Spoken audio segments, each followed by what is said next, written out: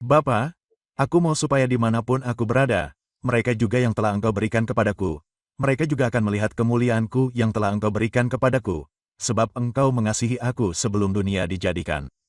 Yohanes pasal 17, ayat 24.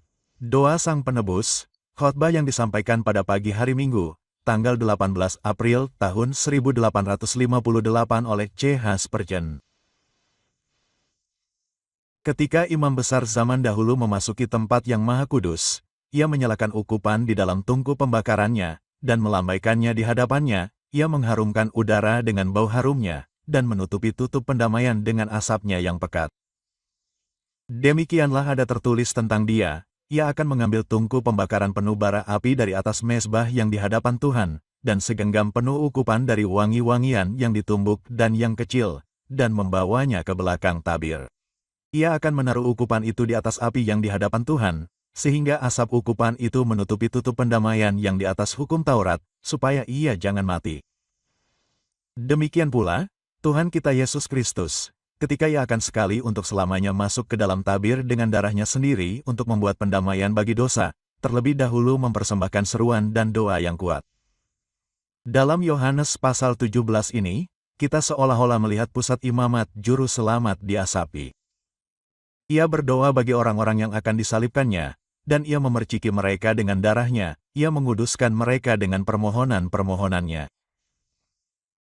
Oleh karena itu, doa ini berdiri paling utama dalam kitab suci sebagai doa Bapa kami, doa khusus dan khas Tuhan Yesus Kristus. Dan jika seperti yang dikatakan seorang pendeta tua, adalah sah untuk merujuk satu kitab suci di atas yang lain, kita dapat berkata, meskipun semuanya emas, namun ini adalah mutiara di dalam emas.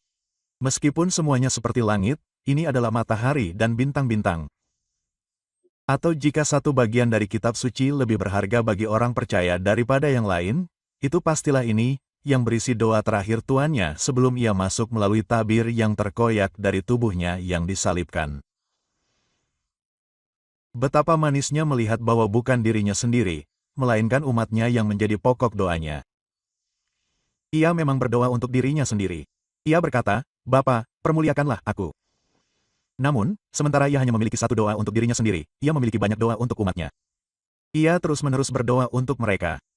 Bapa, kuduskanlah mereka. Bapa, peliharalah mereka. Bapa, satukanlah mereka. Lalu ia mengakhiri permohonannya dengan, Bapa, aku menghendaki supaya dimanapun aku berada, mereka juga yang telah Engkau berikan kepadaku, berada bersama-sama dengan aku. Maksudnya, tidak pernah ada suara yang lebih agung, lebih kudus, lebih berbuah, dan lebih penuh kasih sayang yang pernah terdengar di surga atau di bumi selain doa ini. Pertama-tama, kita akan memperhatikan gaya doanya.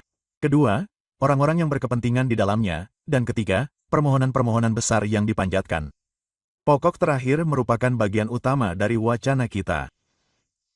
Pertama-tama, perhatikan gaya doanya. Bentuknya tunggal, yaitu, Bapa, aku akan.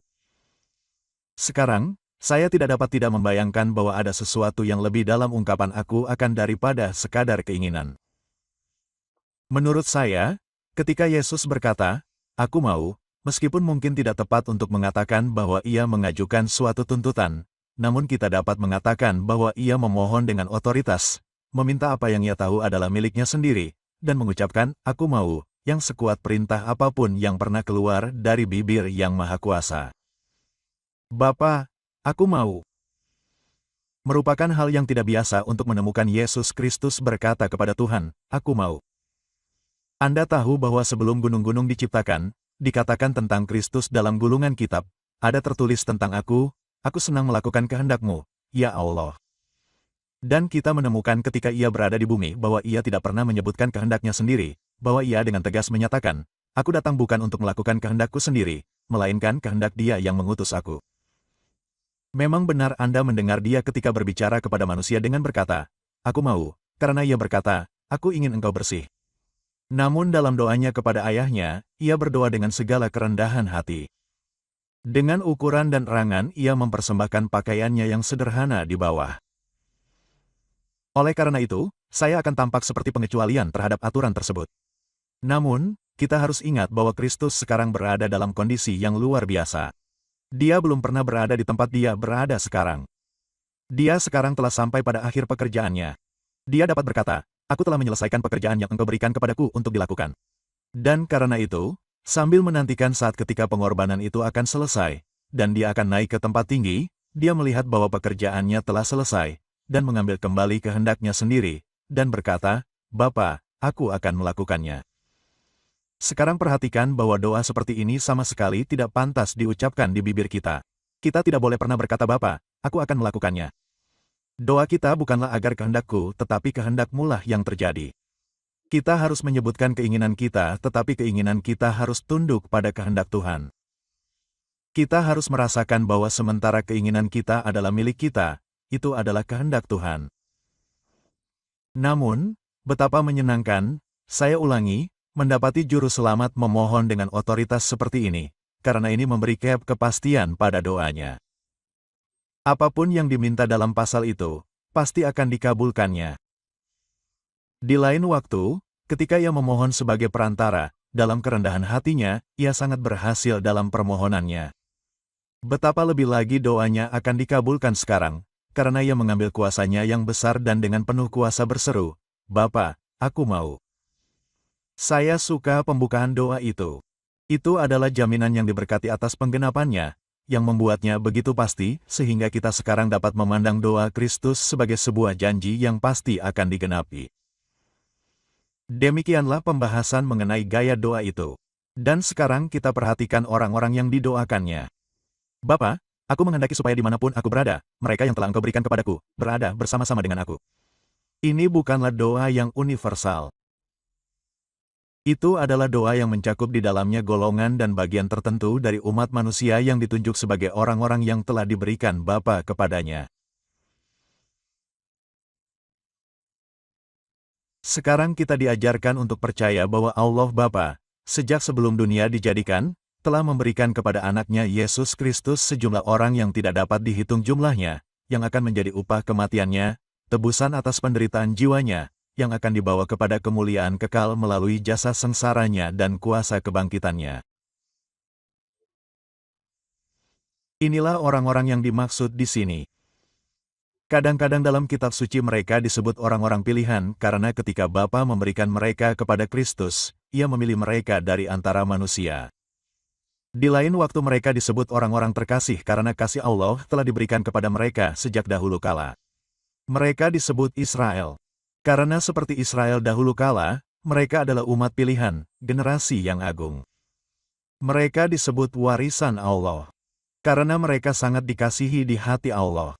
Dan sebagaimana seseorang berjuang untuk warisan dan bagiannya, demikian pula Tuhan secara khusus memperhatikan mereka.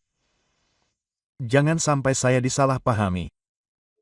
Orang-orang yang didoakan Kristus di sini adalah mereka yang Allah Bapa, karena kasih-Nya yang cuma-cuma dan kehendak-Nya yang berdaulat, telah tetapkan untuk hidup kekal.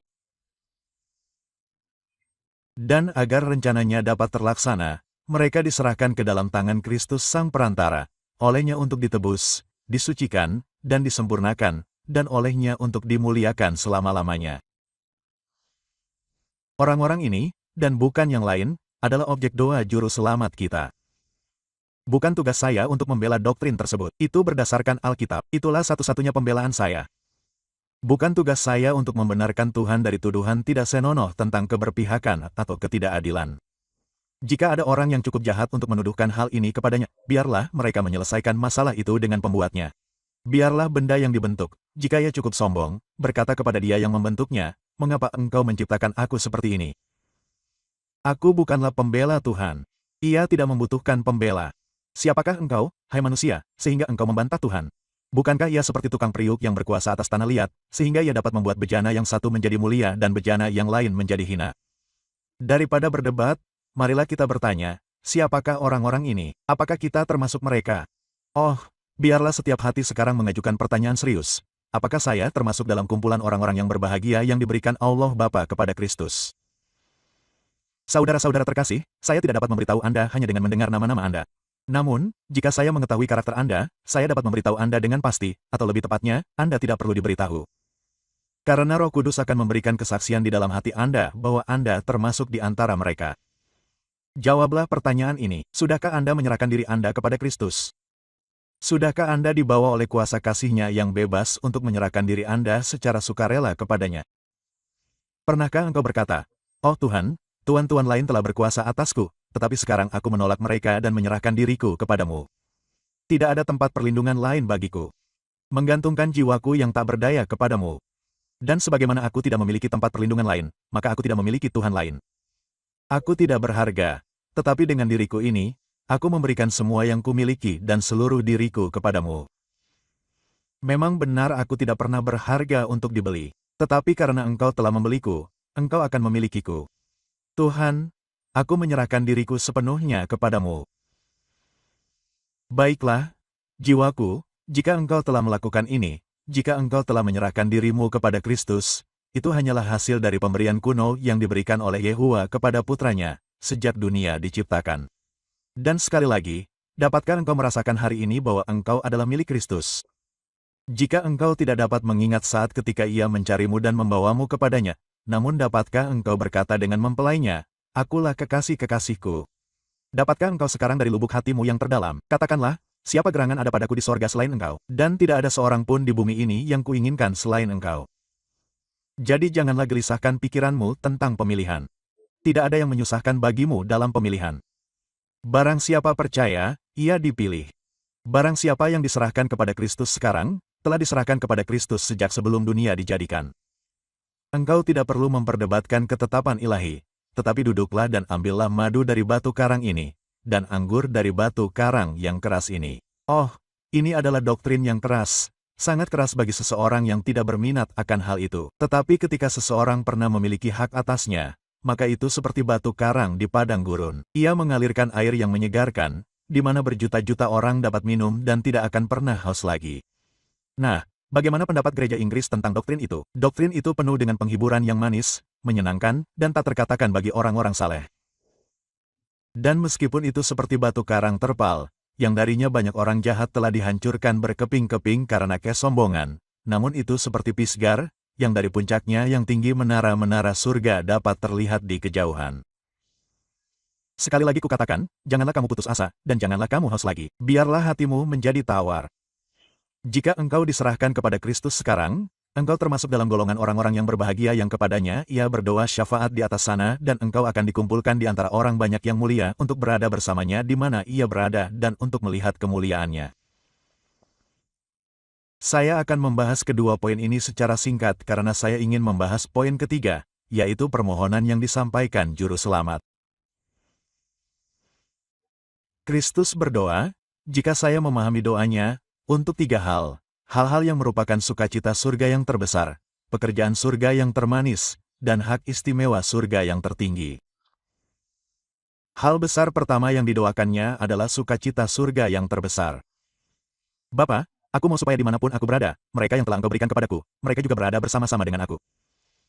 Jika engkau perhatikan, setiap kata dalam kalimat itu perlu untuk kepenuhannya. Ia tidak berkata, "Aku berdoa agar mereka yang telah Engkau berikan kepadaku berada di tempat di mana aku berada," tetapi bersama-sama dengan aku di tempat di mana aku berada.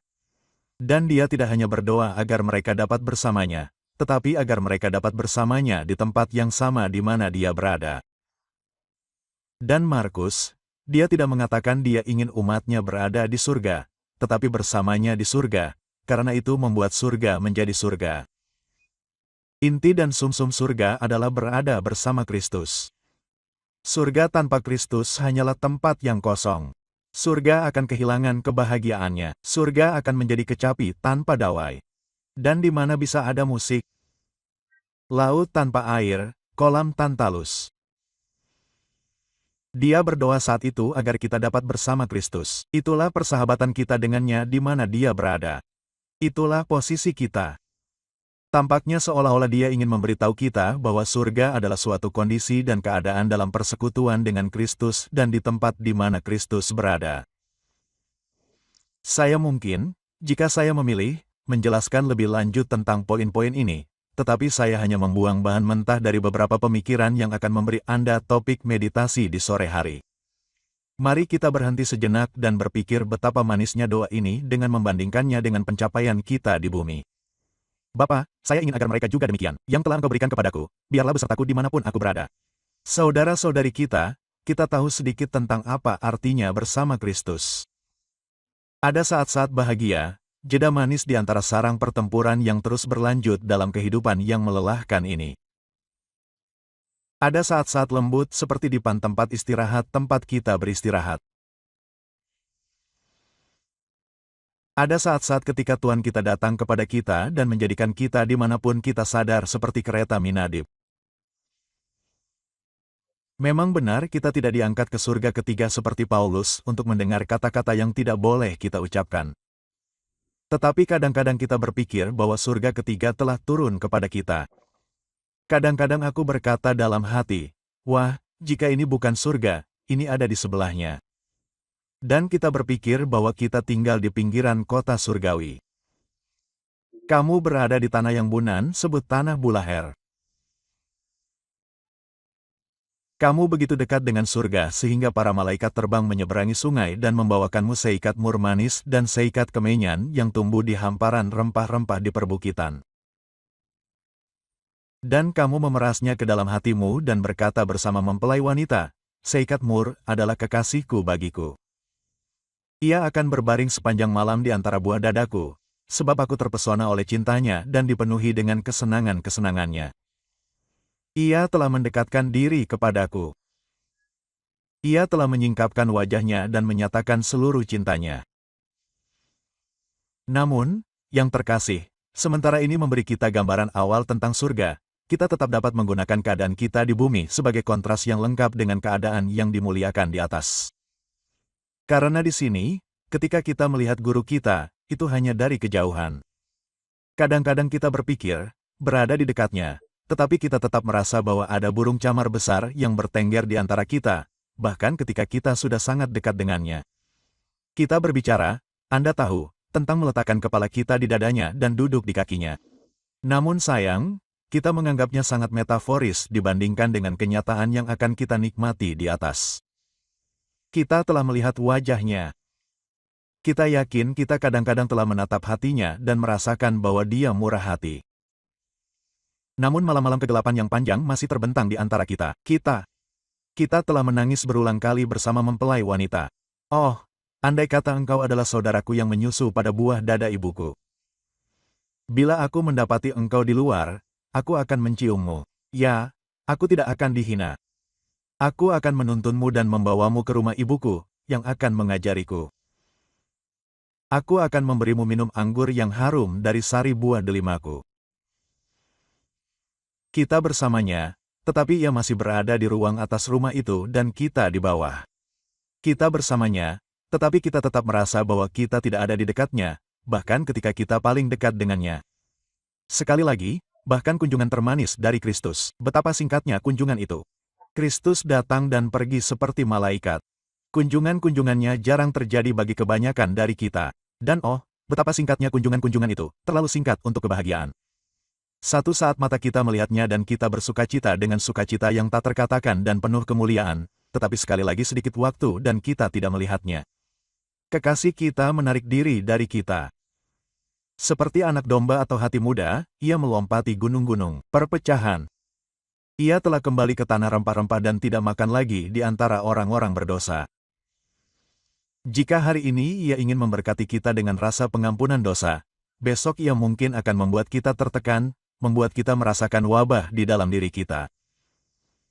Oh, betapa manisnya prospek saat ketika kita tidak akan melihatnya dari kejauhan, tetapi berhadapan muka. Ada khotbah dalam kata-kata itu, berhadapan muka. Dan kemudian kita tidak akan melihatnya untuk waktu yang singkat, tetapi jutaan tahun mata kita yang mengembara akan menjelajahi keindahan juru selamat kita. Dan ribuan tahun akan memuja keajaiban cintanya. Oh, jika manis untuk melihatnya sekarang dan nanti, betapa manisnya menatap wajah yang diberkati itu selamanya, dan tidak pernah ada awan yang bergulung di antara, dan tidak pernah harus memalingkan mata, untuk melihat dunia yang lelah dan sedih. Hari-hari yang diberkati, kapankah ia akan datang? Ketika persekutuan kita dengan Kristus akan dekat dan tidak terputus.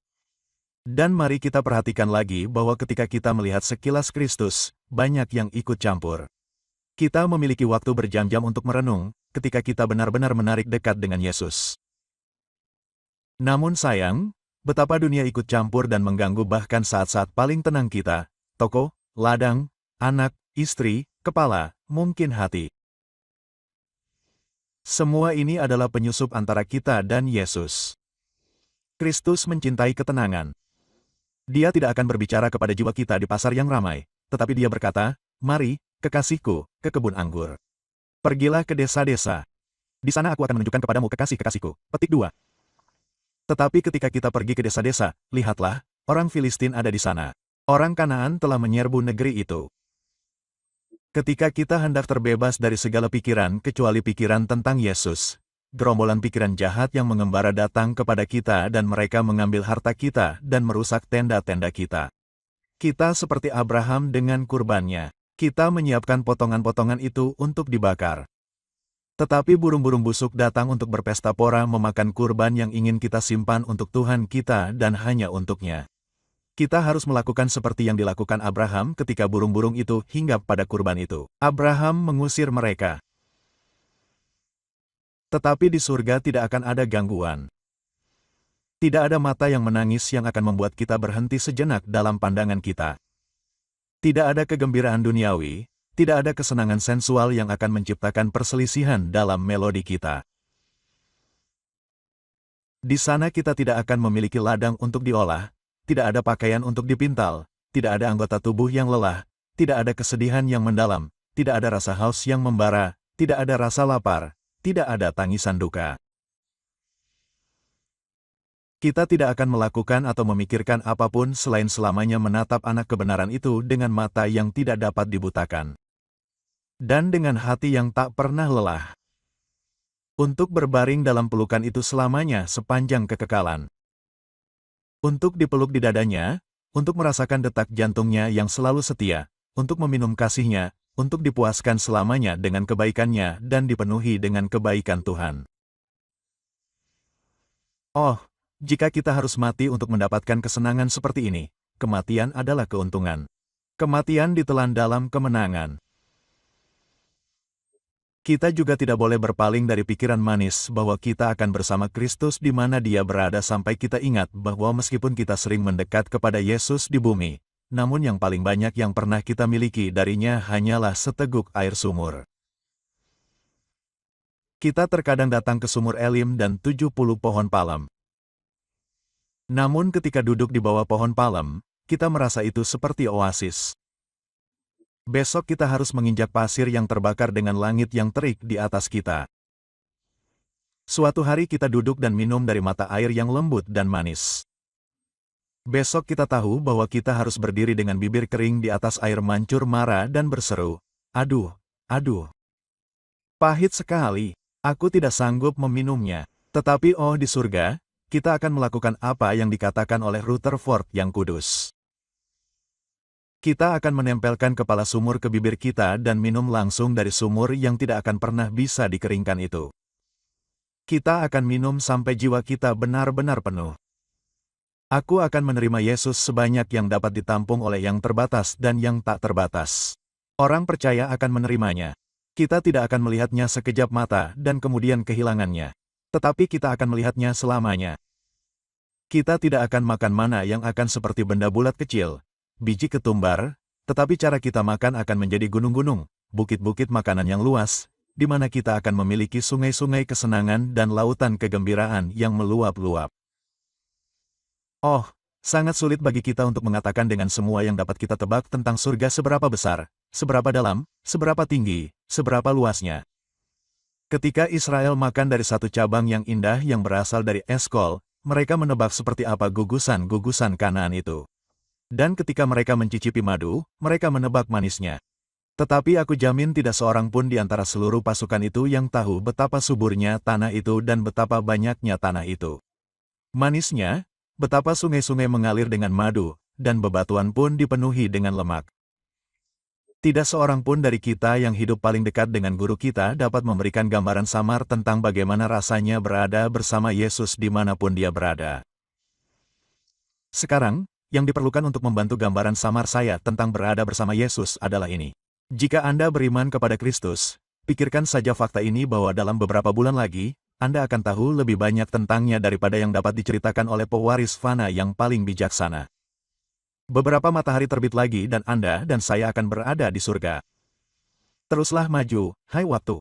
Dengan sayap-sayapmu yang paling cepat terbang. Beberapa tahun lagi dan aku akan melihat wajahnya.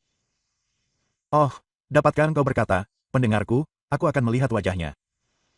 Datanglah, engkau yang berkepala gembira, mendekati tujuan hidup. Dapatkah engkau dengan yakin berkata, aku tahu bahwa penebusku hidup. Jika engkau dapat mengatakan itu, jiwamu akan dipenuhi sukacita. Aku tidak akan pernah dapat memikirkannya tanpa terharu hingga menangis. Memikirkan bahwa kepala ini akan mengenakan mahkota, bahwa jari-jari malang ini akan memukul dawai-dawai lagu abadi, agar bibir malang ini, yang kini samar-samar menceritakan keajaiban kasih karunia penebusan, akan bergabung dengan kerubim dan serafim, dan menyaingi mereka dalam melodi. Bukankah itu terlalu bagus untuk menjadi kenyataan? Bukankah terkadang tampak seolah-olah kebesaran pikiran itu sendiri membanjiri iman kita? Namun memang benar. Dan meskipun terlalu besar bagi kita untuk menerimanya, tidaklah terlalu besar bagi Tuhan untuk memberikannya. Kita akan bersamanya di mana Dia berada. Ya, John, engkau pernah meletakkan kepalamu di pangkuan juru selamatmu, dan aku pernah iri padamu, tetapi aku akan segera menggantikanmu. Ya, Maria, sungguh menyenangkan bagimu untuk duduk di kaki tuanmu, sementara Marta dibebani dengan banyak pelayanannya. Aku juga terlalu dibebani dengan dunia ini. Namun aku akan meninggalkan kekhawatiran Marta di makam, dan duduk untuk mendengarkan suara tuanmu. Ya, oh mempelai, engkau meminta untuk dicium dengan ciuman bibirnya, dan apapun yang engkau minta karena, umat manusia yang malang akan melihatnya. Dan yang paling miskin, paling hina, dan paling buta huruf di antara kalian, yang telah percaya kepada Yesus, akan menempelkan bibir kalian ke bibir juru selamat kalian, bukan seperti yang dilakukan Yudas, tetapi dengan seorang guru salam sejati, kalian akan menciumnya. Dan kemudian diselimuti oleh sinar cintanya. Seperti bintang redup yang terhalang oleh sinar matahari, demikian pula kalian akan tenggelam dalam kelupaan yang manis dari ekstase, yang merupakan deskripsi terbaik yang dapat kita berikan tentang sukacita orang-orang yang ditebus. Bapa, aku ingin agar mereka yang telah Engkau berikan kepadaku berada bersamaku dimanapun aku berada. Itulah sukacita surga yang paling manis untuk berada bersama Kristus. Dan sekarang doa kedua adalah agar mereka dapat melihat kemuliaanku yang telah Engkau berikan kepadaku. Ini adalah pekerjaan surga yang paling manis. Aku tidak meragukan ada banyak sukacita di surga yang akan memperkuat sukacita agung yang baru saja kita mulai. Aku merasa yakin bahwa pertemuan dengan para sahabat yang telah meninggal, perkumpulan para rasul, nabi, imam, dan martir akan memperkuat sukacita orang-orang yang ditebus. Tetapi namun, matahari yang akan memberi mereka cahaya terbesar bagi sukacita mereka adalah kenyataan bahwa mereka bersama Yesus Kristus dan melihat wajahnya. Dan sekarang mungkin ada pekerjaan lain di surga, tetapi yang disebutkan dalam teks adalah yang utama, agar mereka dapat melihat kemuliaanku. Oh, demi lidah malaikat, oh demi bibir kerubim, untuk sesaat menggambarkan pemandangan dahsyat yang akan dilihat orang Kristen ketika ia melihat kemuliaan Tuannya Yesus Kristus. Mari kita lewati seperti dalam panorama di depan mata Anda pemandangan kemuliaan agung yang akan Anda lihat setelah kematian. Saat jiwa meninggalkan tubuh ini, ia akan melihat kemuliaan Kristus.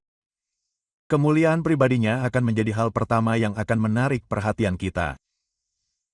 Di sana ia akan duduk di tengah tahta dan mata kita pertama-tama akan terpesona dengan kemuliaan penampilannya. Mungkin kita akan tercengang. Apakah ini wajah yang lebih rusak daripada wajah siapapun? Apakah ini tangan yang dulunya besi kasar yang merobek? Apakah itu kepala yang dulunya dimahkotai duri? Oh, betapa kekaguman kita akan muncul. Dan bangkit ke puncak yang paling tinggi ketika kita akan melihat Dia yang adalah orang yang lelah dan penuh dengan kesengsaraan, orang yang rendah hati di hadapan musuh-musuhnya. Sekarang, Raja segala raja dan Tuhan segala Tuhan, apakah mata yang menyala-nyala itu, mata yang dulu menangisi Yerusalem? Apakah kaki-kaki itu berlumuran sandal cahaya? Kaki-kaki yang dulunya terkoyak oleh tanah suci yang keras. Apakah itu orang yang bekas luka dan memarnya dibawa ke makamnya? Ya, itu dia. Dan itu akan menyerap pikiran kita. Keilahian dan kemanusiaan Kristus, fakta yang menakjubkan bahwa Dia adalah Tuhan secara keseluruhan, diberkati selamanya, dan juga manusia, tulang dari tulang kita, daging dari daging kita. Dan ketika sejenak kita telah memperhatikan ini, saya tidak meragukan kemuliaan berikutnya yang akan kita lihat adalah kemuliaan penobatannya. Oh, bagaimana orang Kristen akan berhenti di kaki tahta Tuannya dan melihat ke atas? Dan jika ada air mata di surga, air mata kegembiraan yang melimpah akan mengalir di pipinya ketika dia melihat dan melihat orang itu bertahta. Oh, kata dia, aku sering bernyanyi di bumi, mahkota dia, mahkota dia, mahkota dia, raja segala raja dan tuan segala tuan. Dan sekarang aku melihat dia di atas bukit-bukit cahaya yang mulia itu. Jiwaku tidak berani memanjat. Di sana dia duduk, dikelilingi oleh cahaya yang tak terhampiri. Roknya muncul. Jutaan malaikat membungkuk di sekelilingnya. Orang-orang yang ditebus di hadapan tahtanya bersujud dengan gembira. Oh, kita tidak akan mempertimbangkan banyak saat, tetapi dengan mengambil mahkota kita di tangan kita, kita akan membantu untuk membengkakkan kemegahan yang hikmat itu, dan melemparkan mahkota kita di kakinya, kita akan bergabung dengan lagu abadi. Bagi Dia yang telah mengasihi kita, dan membasuh kita dari dosa-dosa kita dalam darahnya. Baginya kemuliaan selama-lamanya. Dapatkah Anda membayangkan keagungan Juru Selamat? Dapatkah Anda membayangkan bagaimana tahta dan pangeran, kerajaan dan kekuasaan semuanya menunggu perintahnya? Anda tidak dapat mengatakan seberapa cocok tiara alam semesta ini cocok dengan dahinya, atau bagaimana ungu agung dari semua dunia mengikat bahunya. Tetapi yang pasti, dari surga yang tertinggi sampai ke neraka yang terdalam, Dialah Tuhan segala Tuhan. Dari timur yang terjauh sampai ke barat yang terjauh, Dialah penguasa atas segalanya. Nyanyian segala makhluk menemukan pusatnya di dalam Dia. Dialah sumber pujian yang agung. Semua sungai mengalir ke laut dan semua pujian haleluya datang kepadanya karena Dialah Tuhan atas segalanya. Oh, inilah surga, inilah seluruh surga, aku ingin melihat Tuanku dimuliakan. Sebab hal ini telah sering menguatkan pinggangku ketika aku lelah, dan sering mencuri keberanianku ketika aku lemah lesu. Tuhan juga telah sangat meninggikan Dia, dan mengaruniakan kepadanya nama di atas segala nama, supaya dalam nama Yesus bertekuk lutut segala yang ada di langit dan yang ada di atas bumi dan yang ada di bawah bumi. Dan kemudian orang percaya harus menunggu sedikit waktu lagi, dan kemudian dia akan melihat hal-hal yang lebih mulia. Namun setelah beberapa tahun dia akan melihat kemuliaan hari-hari terakhir. Kita diberitahu dalam nubuat bahwa dunia ini akan menjadi kekuasaan Kristus. Saat ini penyembahan berhala dan pertumpahan darah dan kekejaman dan hawa nafsu memang berkuasa. Namun saatnya akan tiba ketika kandang organ ini akan dibersihkan sekali dan selamanya. Ketika reruntuhan besar Aldimer ini akan menjadi bait Allah yang hidup. Kami percaya bahwa pada masa-masa ini Kristus dengan kemegahan yang hikmat akan turun dari surga untuk memerintah di bumi ini. Kita tidak dapat membaca Alkitab kita dan mempercayainya secara harfiah tanpa percaya bahwa akan datang hari-hari yang cerah ketika Kristus akan duduk di atas takhta Daud, Bapanya, ketika Ia akan memegang istananya di bumi dan memerintah di antara para leluhurnya dengan mulia. Namun jika demikian, Anda dan saya akan melihatnya. Jika kita termasuk dalam kelompok yang berbahagia yang telah menaruh kepercayaan mereka kepada Kristus, mata ini akan melihat penampilan yang angkuh itu ketika Ia akan berdiri di akhir zaman di bumi. Mata saya akan melihatnya dan bukan pada orang lain. Saya hampir menangis memikirkan bahwa saya telah kehilangan kesempatan untuk melihat Kristus di bumi sebagai yang tersalib. Saya pikir ke-12 rasul sangat diistimewakan. Namun ketika kita melihat juru selamat kita di sini dan menjadi seperti kepala kita akan berpikir bahwa semua kekurangan telah dibuat dalam kemuliaan kekal yang agung. Ketika dari pusat sampai ke kutub, harmoni dunia ini akan diberikan kepada pujiannya. Telinga ini akan mendengarnya, dan ketika semua bangsa akan bergabung dalam sorak-sorai, lidah ini juga akan bergabung dalam sorak-sorai. Pria dan wanita yang bahagia yang memiliki harapan seperti itu untuk melihat kemuliaan Juru Selamat. Dan kemudian setelah itu ada jeda sebentar. 1000 tahun akan menjalankan siklus emasnya dan kemudian akan datang penghakiman. Kristus dengan suara terompet dalam kemegahan yang dahsyat akan turun dari surga. Para malaikat akan membentuk pengawalnya yang mengelilinginya di kedua sisi. Kereta perang Tuhan berjumlah 20.000, bahkan ribuan malaikat. Seluruh langit akan dipenuhi dengan keajaiban. Keajaiban dan mukjizat akan merajalela dan berlimpah seperti dedaunan di pepohonan. Bumi akan terhuyung-huyung karena hentakan yang maha kuasa. Tiang-tiang langit akan terhuyung-huyung seperti orang mabuk di bawah beban kemegahan abadi. Surga akan memperlihatkan dirinya di langit, sementara di bumi semua manusia akan berkumpul. Laut akan menyerahkan orang-orang matinya. Kuburan akan menyerahkan mereka. Penyewa dari kuburan dan tempat pemakaman dan medan perang. Ribuan orang akan datang, dan setiap mata akan melihat dia, dan mereka yang telah menyalibkan dia. Dan sementara dunia yang tidak percaya akan menangis dan meratap karena dia, berusaha menyembunyikan diri dari wajah dia yang duduk di atas tahta, orang-orang percaya akan maju ke depan, dan dengan nyanyian dan simfoni karang akan bertemu Tuhan mereka. Kemudian mereka akan diangkat bersama-sama dengan Tuhan di udara, dan setelah dia berkata, "Datanglah kamu yang diberkati," mereka akan duduk di atas tahtanya, menghakimi 12 suku Israel. Mereka akan duduk sebagai hakim di bangku pengadilan yang mengerikan itu. Dan ketika akhirnya dia akan berkata, "Enyahlah, kamu orang-orang terkutuk," dan tangan kirinya akan membuka pintu guntur, dan melepaskan nyala api, mereka akan berseru, "Amin." Petik 2. Dan ketika bumi akan lenyap, dan manusia akan tenggelam ke dalam malapetaka yang telah ditetapkan bagi mereka, mereka dengan gembira melihat kemenangan Tuhan mereka akan bersorak lagi sorak kemenangan, haleluya, karena Tuhan Allah telah menang atas semua. Dan untuk melengkapi pemandangan itu, ketika Juru Selamat akan naik ke tempat tinggi untuk terakhir kalinya, kemenangannya telah sempurna dan kematian sendiri telah dibunuh. Dia, seperti seorang penakluk perkasa yang akan berkendara melalui jalan-jalan surga yang terang, akan menyeret neraka dan kematian di roda keretanya. Anda dan saya, para pelayan di sisinya, akan meneriakkan sang pemenang ke tahtanya. Dan sementara para malaikat mengepakkan sayap mereka yang terang dan berseru, pekerjaan sang perantara telah selesai. Anda dan saya, lebih keras dari mereka, semua akan bernyanyi, sementara istana-istana surga yang bergema-bergema dengan sorak-sorai kasih karunia yang berdaulat. Kita akan melihat kemuliaannya. Bayangkan kemegahan dan keagungan apapun yang Anda suka.